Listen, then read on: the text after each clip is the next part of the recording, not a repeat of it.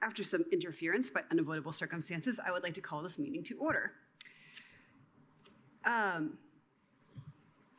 It is Monday, September 22nd, 2025.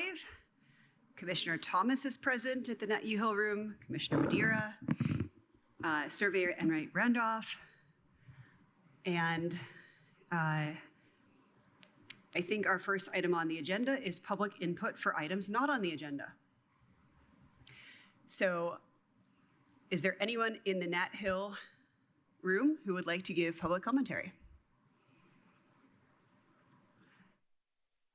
Seeing none, are there any individuals online who would like to give public commentary? All right, then that item on the agenda is closed. No public comment. So on to new business, 2026 stormwater budget update. Okay, so I put together just a little small presentation. Wanted to address some of the concerns that were brought up at the last meeting on trying to move some salaries over into the stormwater budget that assist on a daily basis for stormwater services. So you see on the first slide is the 2026 estimated revenue for stormwater, $2,490,416. The 2026 proposed budget, and the sweeper we have excluded. We did have the $450,000 sweeper in our 2026 budget. I believe the council at their last meeting have reduced that line to $1 to keep the line active, but they had proposed putting it into the 2025 GO bond, general obligation bond. That list is being presented to the council tomorrow evening, and that sweeper is on that list. If it doesn't make, if they do not propose that list and accept that list, then we would bring it back and do an additional in 2026 for that sweeper. And then what we are proposing is additional salaries is $133,139, bringing the total to $2,390,284. So that actually puts your 2026 budget $100,132 under the estimated revenue, so you would not be touching any of your cash. On the next slide, what the proposed salaries that we are including in the stormwater budget would be the director of 30%, superintendent 25%, our operations asset manager 30%, and our engineer at 15%. The support that we've stressed that by various positions or funds in the highway that are paid from the MVH fund. All personnel processes for crews, job postings, interviews, new hire paperwork for all crews, training for employee services for new hires, setting up insurance enrollment, termination, pre-hire drug testing, disciplinary actions, workman's comp, random drug testing, FMLA, and all leave requests. AOD and payroll for all crews and administration, charts entries for all payroll, collective bargaining unit negotiations and addressing any issues that arise through the bargaining unit, working with ITI, which is maintaining our driver files and meeting all requirements with the Federal Motor Carrier Safety Administration, daily cartograph entries for work requests, and that's mainly from our dispatcher and our operations manager. Other support that's provided by various positions is training events for all crews, including flagging with LTAP, chainsaw training, snowplow training, asset management for all the infrastructure, project management, plan reviews, meetings, contracts, bid documents, daily entries for all stormwater crew activities, provide engineering, design, planning, scheduling support, manage facilities, stockpile materials for crews, coordinate vehicle maintenance and repairs, and all facility maintenance. Claim processing only in the absence of the administrative assistant, where our administrative assistant can do those. Also, we coordinate the manpower, equipment, materials, vehicles, prioritize projects and schedules on a daily basis, maintaining seniority call-out lists for all after-hour emergencies, all county council action requirements, which includes transfers, additionals, etc., all storm event coordination, and all utilities that are on site. So we had some questions about emergency storm events and snowplow. All crews are called in the event of a storm emergency event. When crew positions were created in stormwater, it was agreed that everyone would be utilized for the storm emergencies with equipment and personnel. This eliminated the possibility of layoffs during the winter months when stormwater services would be slowed down, and to also make the roads safer for the traveling public in a shorter amount of time using all the manpower. In 2024, stormwater funds that were used for normal working hours in a snow emergency was 221.5 hours, which equaled $5,635.39. In 2024, MVH funds for normal working hours in a snow emergency was 1,124, which is $28,263.75. 2024 MVH funds used for after-hour snow emergency on an all-crew call-out was 235.70 hours at $9,285.90.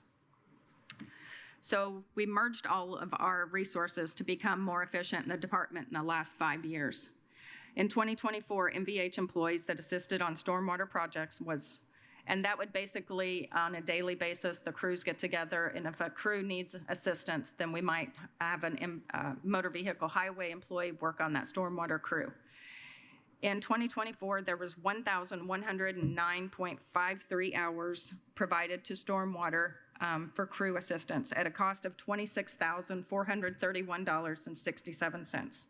In 2024, the equipment resources provided to stormwater during normal work hours, which could be an excavator, mini excavator, or a gradall, was 545.66 hours at a cost of $55,980.64.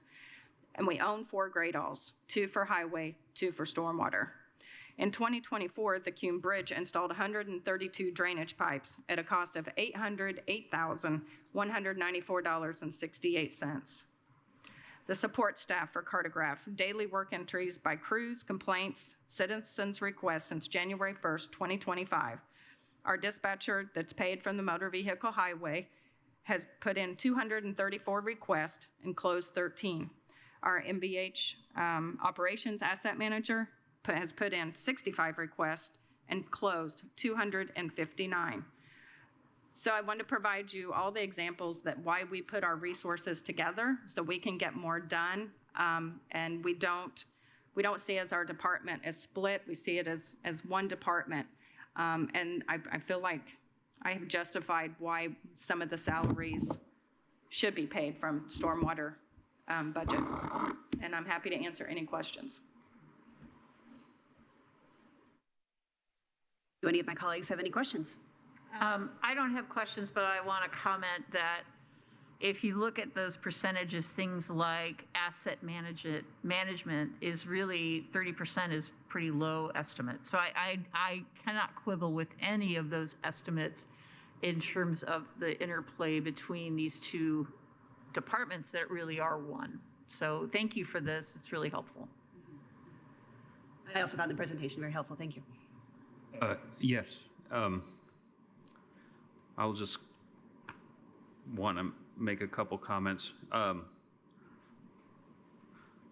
I could have said concerns, but what I was seeking for was just a little clarity and just a bit of presentation for the public as well. That'll be crucial when we go and review our rates, and any increases or anything like that. This will be really nice to be able to point to.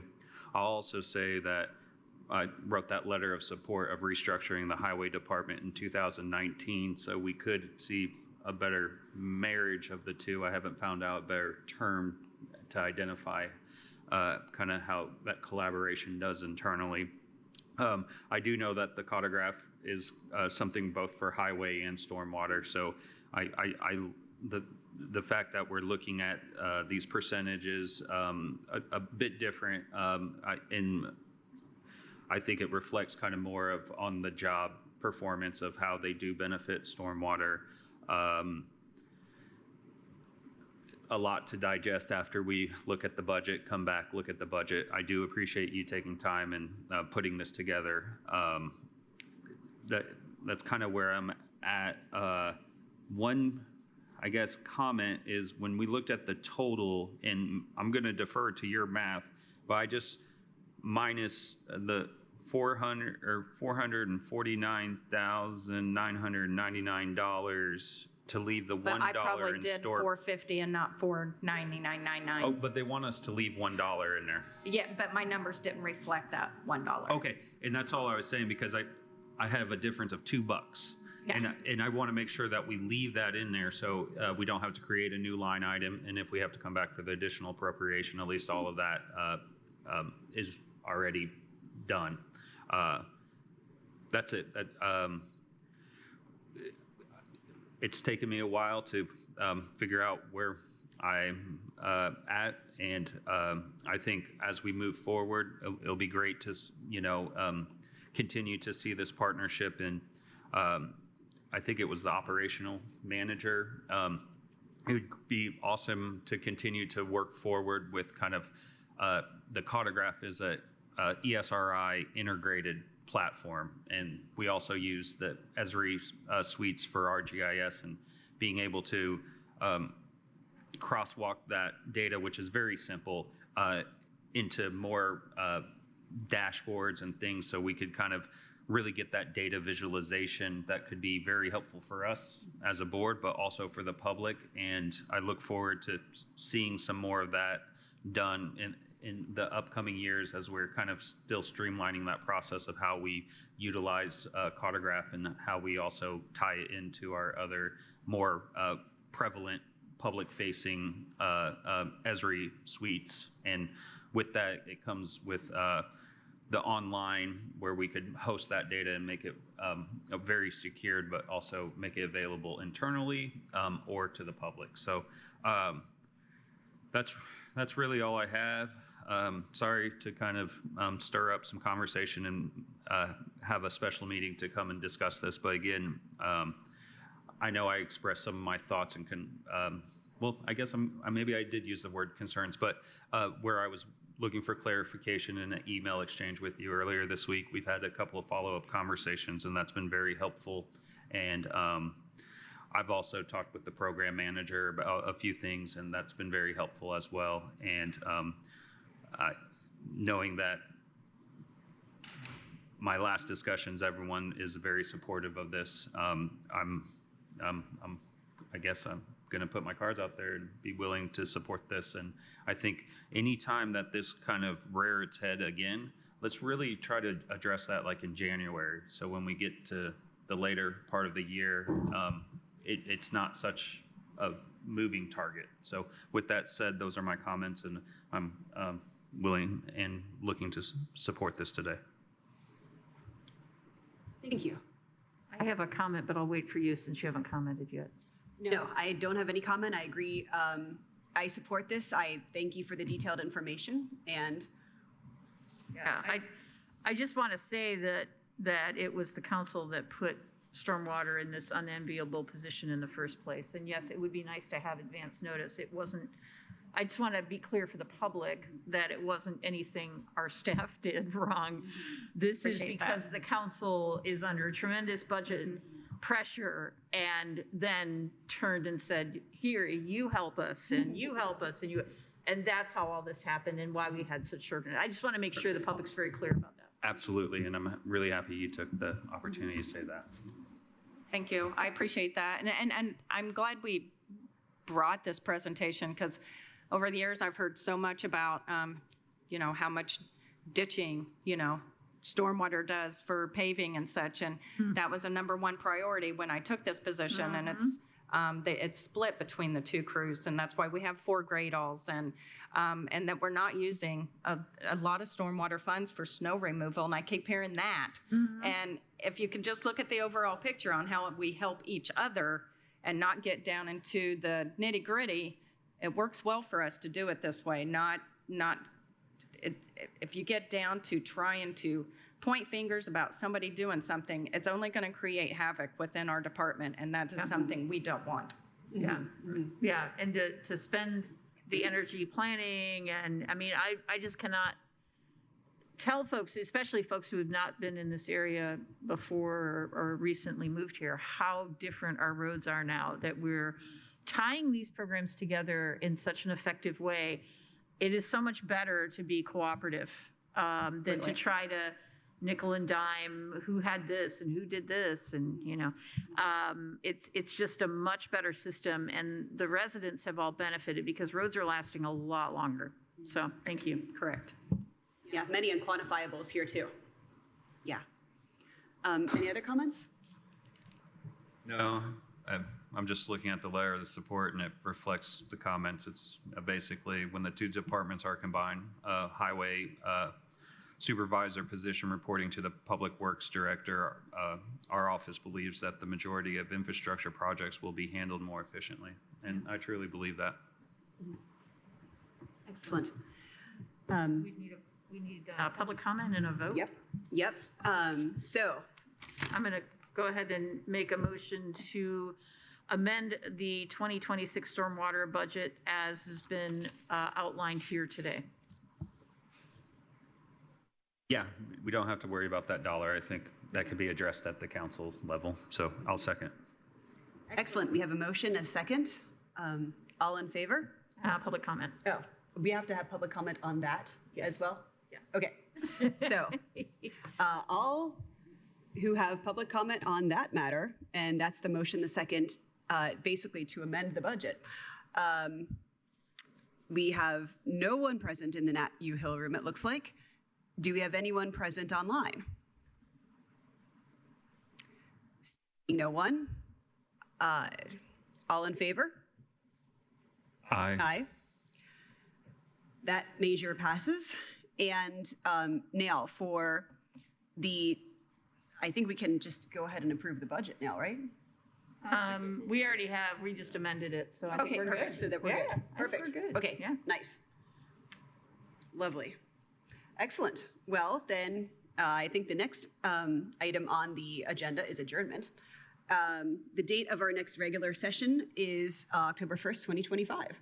And I'm not sure what the agenda looks like, but I say we should just keep that as a placeholder just in case there's other issues or concerns that we have to address that the council brings forward, and just to be prepared for their potential adoption on October 14th.